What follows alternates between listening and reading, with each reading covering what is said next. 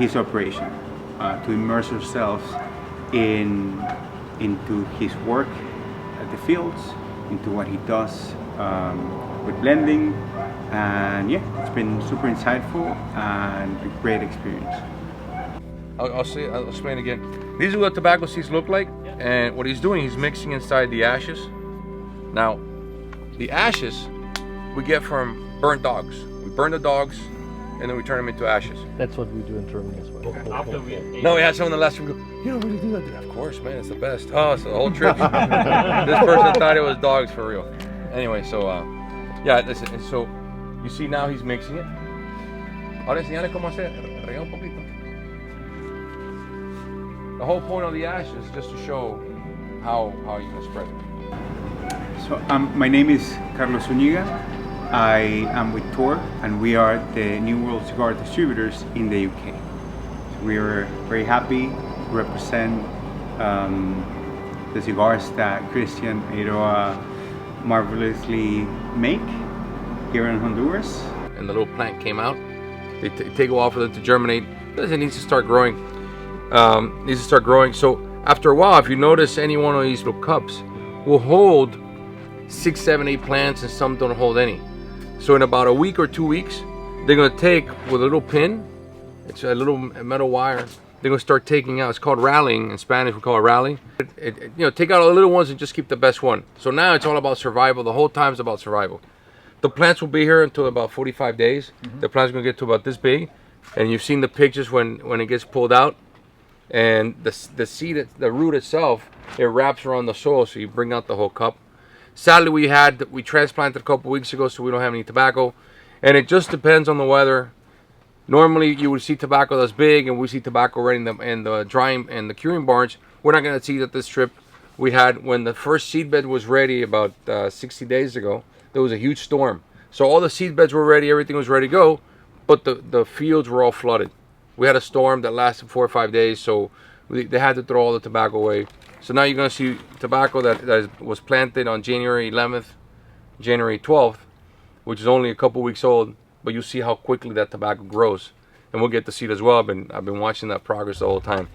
It's my first time in Danlí, and it was surprising to see the size of the fields, the size of the whole operation.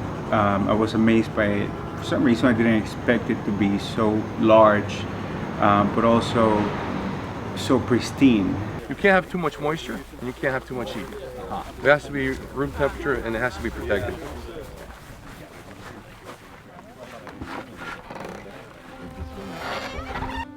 Tobacco barn.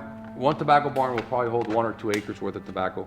Your biggest limiting factor, and the reason you don't see tobacco grown everywhere, is because these barns now cost $50,000 to $80,000 US to build. I'm a big believer of just testing everything. Tobacco barns don't need to look like this anymore. The reason why the tobacco barn is wide inside, because you would put the tractor through, right? Also in Cuba, they would design like this because these families didn't have much money, so they would do the sorting right inside the building for about 45 days, normally. If you notice, we have those ventilation pipes, and you see the building on that side, you're going to see a stack, because we have heating system. It's called Capriza. It's a system that the Cubans developed in the 90s. They perfected in the 90s. The Americans actually started using this in Connecticut many, many years ago. And what it does is it keeps 24 hours a day, keeps the same climate, moisture, heat. Can't add cool, but when it's too cold, it'll keep the process going. Because if you guys notice here at nighttime, temperature is much lower than it is right now. And tobacco process slows down when it gets cold. But if you can keep the same temperature 24 hours, you go from 45 days to maybe 37 days, 38 days, and that extra week helps you out a lot when you have tobacco coming in from other crops. So it really caught my eye to see the curing barns and just to see the facilities and the way everything has been set up.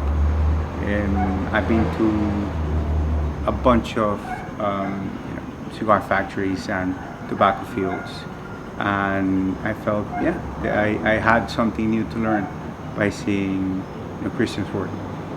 At this point, everything is nice and flat.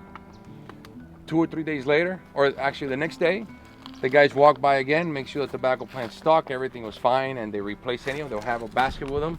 They replace any bad plants. So per acre, there are 12,400 plants or 12,500, whatever the math is that time, according to the spacing that you're using, of course. And maybe you replace one every 100 plants or something. So it'll fall. Some will be damaged in the transition. Some won't be drilled right. 2 or 3 days later, you're gonna scarb and put more dirt on the plant. You're gonna move the soil. What that does is adds oxygen to the soil, and the plant also, from the stem, she can also eat. So she also absorbs nutrients. Everything's about the nutrients to the plant. The whole time, we also have the irrigation drip system. Right now, you can see it's running. Irrigation drip system. Imagine the system we had before, which was getting all that water and letting all the water sit here. What that would do, it would waste a tremendous amount of water, which is a resource that we're running out of. Number two, it would also make it very inefficient. It would compact the soil, and you're using a lot more fertilizer, a lot more everything. So now you punish the soil a lot less, and you give the plant just what it needs, and you can measure it. But it gets to a point where the tobacco is so tall that the tractor is going to damage it, so now you have to do it all by hand. The foresight towards the future, and Christian kept talking about, having a greener operation, about being more and more conscious about the environment, and that's obviously important for the new generations. But I would say we're a bit more conscious than how things were done in the past. So I really admire that combination of being traditional in the way of making cigars, but modern enough to think about how technology can make the operation more efficient, but also have a lower impact when it comes to Mother Nature.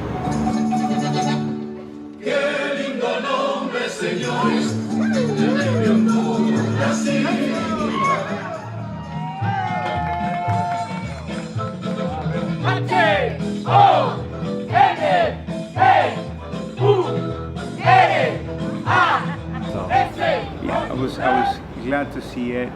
Well, I'm originally from Nicaragua, although I live in the UK. So to me, having that, the cultural experience takes me close to home.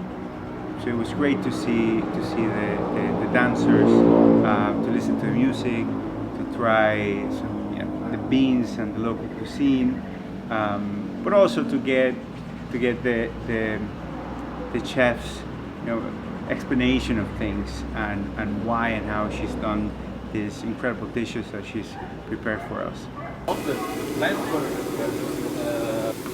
Buen día.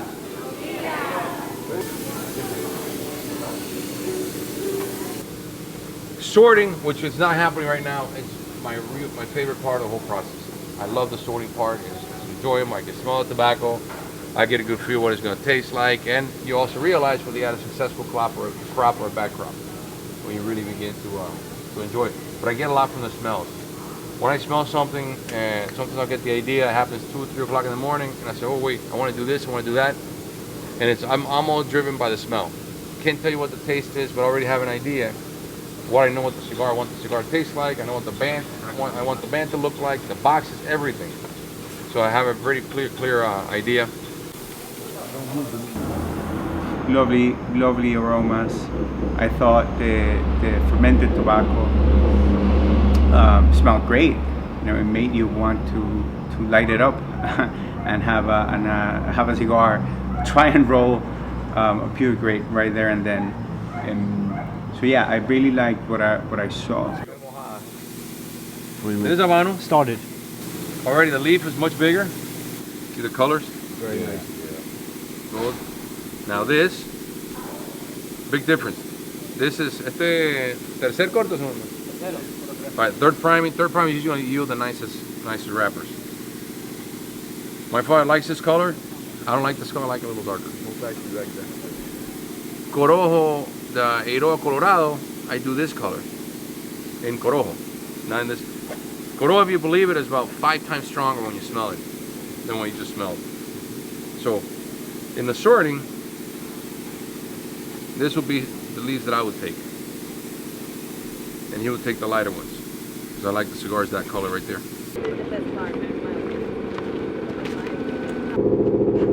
You guys smelled that tobacco, that hand of tobacco, let's call it hand of tobacco. From the outside, it doesn't really smell like much, but you open up the inside, there's a very strong smell of ammonia. So ammonia gets trapped in the middle. My father invented these barrels that they spin around. What they do is when they spin around, they open up the leaf. That means that the ammonia that's stuck in the middle escapes the leaf. And somehow it also sticks to the outside of the leaf, but that's not the major point. The reason I want to show you this room is not so much because of what the process is, because the process is pretty self-explanatory, is I want you to go in there and understand why it is that when you smoke cigars, you have to blow the smoke out your nose. If you don't blow the smoke out your nose, you have never smoked a cigar in your life. Does anybody here blow smoke out their nose when you smoke? All right, so you ready? Yeah. All right, if you don't, now you understand why you should. Okay? So mouth, and when you're ready, do your nose just out, and then you'll feel the difference.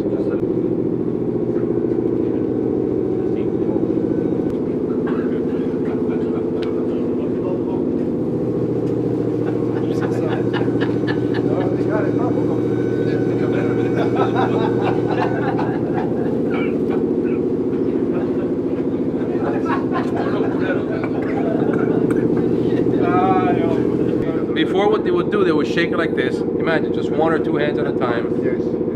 Your damaging tobacco is not as effective as this, because if you stand right here, you see the leaves open up when it's coming down. Yes. That's what airs it out. Three options on the binder, and then the filler, you guys have about 6 or 7 different options.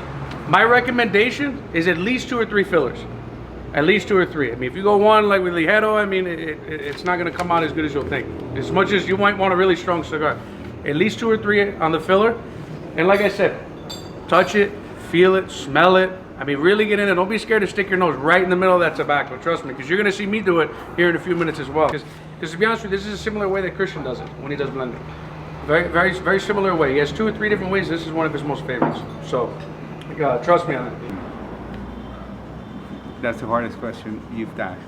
Yeah, I'm trying a few that I hadn't had the chance to try, and I'm blown away by quite a few. I really enjoyed the blend, or the special blend that we received, and yeah, I would say that one, of course, without a doubt, just because it's a special gift, right? To receive a box of something that's exclusive, but also that has, your name on the box. How beautiful it is.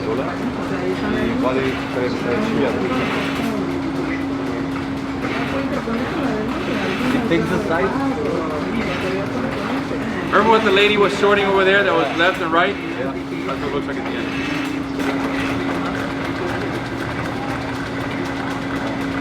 That's okay. These are broken cigars, or set aside because they're broken cigars, but I'm doing just so you guys can see the colors, because it's toward the end of the day already, so they're about to be done. 6 different colors in that. We don't see it. For you? 4, 3. Yeah. Do you see them, Alexandra? We can't see them as well as you can. Do you see them? No. Listen, I see. I see this one. Obviously, I see this one's very dark, and I see this one's light. Big difference, But to me, It's hard to tell from this to this. right, yeah. Yeah, these to me are the same, to me. Yeah. Yeah, But she sees different. So imagine, that happens a lot. Imagine a box of whatever, a guy opens up a box, and the box looks like this. So you're taking away from that customer's experience already when he buys that box. And some companies do it. And some really, really good brands do it, which shocked me that they get away with it. But anyway, that was just a real quick example. And I want to go as dark as this color. And now they know. All they have to do is look at it once, and they remember. I don't even remember, but they do. And the amazing thing also about this process is, going back to that term I used earlier, the Japanese term, total quality management. The Japanese taught us that this system teaches us that every step of the process is the most important part of the process. Right here, they are the last ones that are going to see those cigars before your customers see them in the stores, because you don't open up every box. So you have to trust that every single one has been done right, and that they pay the right attention to it. If you notice here, the amount of attention these girls put on this, it really is amazing. It's impressive to me every time I come here. Even what she's doing over here, she's got to band the cigars, she's got to tissue the cigars, then she's got to cut. You hear them cutting on the other side. They're cutting the edge of the tissue. She's also applying the barcode on the cigars. There are a lot of things going on all the time. Buenas tardes.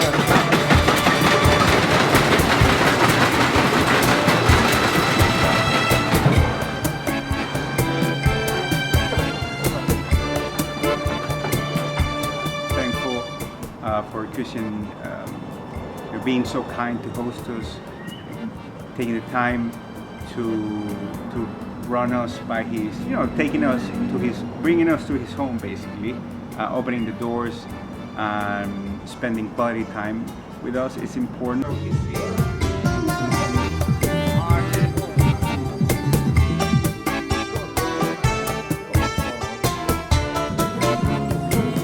like it.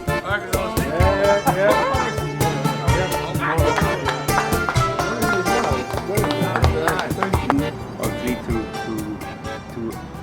share that time for us to learn more about how he does things and why he does it the way that he does it. So I feel like it's been a learning experience, and I'm very glad to have made it down here.